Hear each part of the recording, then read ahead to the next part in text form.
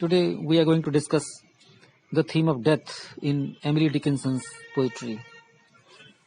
Miss Dickinson's poetic insight into the nature of death may be regarded as one of her unique contributions to American literature.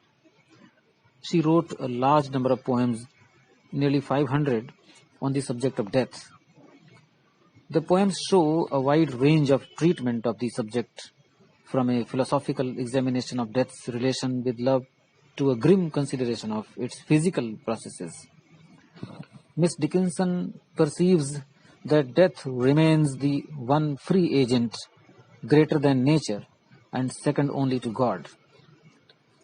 She regarded death as the great unknown and never ceased to ponder its fascination and mystery. If death results in despair and terror, it also brings rest and peace, and it increases one's enjoyment of life. Death comes as a cunning courtier, stealthily wooing with a pretended charm. It commands one's presence as a king, stings like an insect, maneuvers like a snake, visits like an old friend, kills ruthlessly like a hired assassin. Indeed, Miss Dickinson gives us endless images of death, furnishing a complete natural history of it. Once, Miss Dickinson wrote a mock biographical sketch of death. Dust is the only secret, noting that death was the only one who remained unknown in his hometown. In the role of a reporter, bewildered by the elusive facts, she remarks that Death's parents were unknown and that Death grew up without playmates. This poem typifies many of her verses that personify death. The finest of her poems concerning death is the one which begins, "Because I could not stop for death."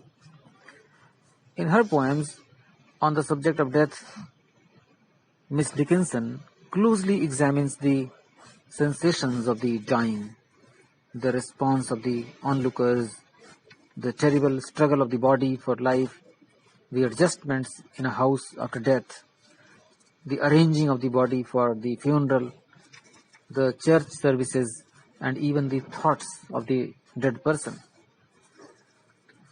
In her best poems, she minimizes death's sensational and emotional aspects to probe its ultimate relation with love and immortality, and to sound the reaches of its frightening power.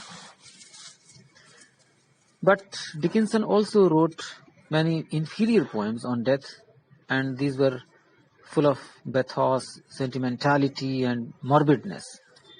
For instance, she often imagined herself dead, with mourners walking past her, or dying in order to punish indifferent friends. Some of her best poems on death consider the sensations of the dying person, the physical experiences as the soul leaves the body. In such poems, the tension is established by the contrast between the inertness of the dead person with the moment of the living and the external growth of nature. Her poem, "I heard a fly buzz when I died," contrasts the expectations of death with its realistic occurrence. The traditional Christian belief that death leads to eternal happiness seems to be contradicted by the appearance of an insignificant fly coming at the grand moment. In other words, the poem satirizes the traditional view of death as a peaceful release from life's pressures and a glorious entry into immortality. The poet sees only disappointment, a buzzing fly, and the terrible attempts of a soul to prolong life. Her poem, "I Felt a Funeral in My Brain," is an even more disturbing portrayal of death. There is no hope of immortality in this poem also. It only depicts a despairing plunge into an eternal abyss. The poem borders almost on the morbid in describing the terrible struggle that the separation of the body from the soul causes. But the physical death also seems to offer a momentary insight into the nature of infinity. Some of Miss Dickinson's poems on death emphasize its physical aspects to illustrate the terrible emptiness which the soul's departure gives rise to. In her poem, Too Cold Is This, she portrays death's complete dominion over life with chilling detachment. Images of coldness and stone in the first stanza contrast the body's former vitality with its present immobility. As a slab of polished marble that merely glistens in the sun, the body is so inflexible that even the finest craftsman could not joint its pieces. The second stanza considers how the life principle was extinguished, contrasting nature's cycle of death and rebirth with man's departure into the infinite unknown. The mystery of the soul's exit is heightened, since the usual signs attendant upon such a loss are missing. Miss Dickinson wrote numerous elegies, many of them in her later years. An early elegy, known as More Life Went Out When He Went,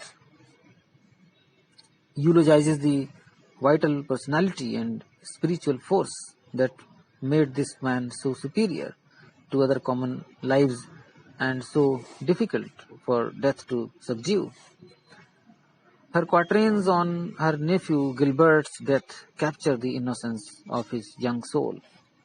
Her finest elegy was written about her father.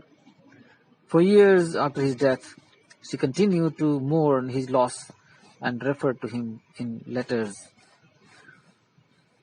This elegy contains such lines as these, in her own words: "Lay this laurel on the one, too intrinsic for renown. Laurel, veil your deathless tree. Him you chasten, that is he." Unquote.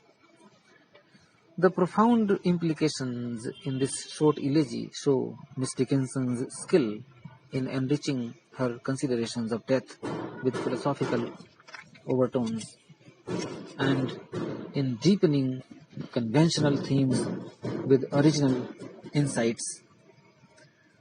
Few American poets have analyzed death with such variety and intensity as Miss Emily Dickinson.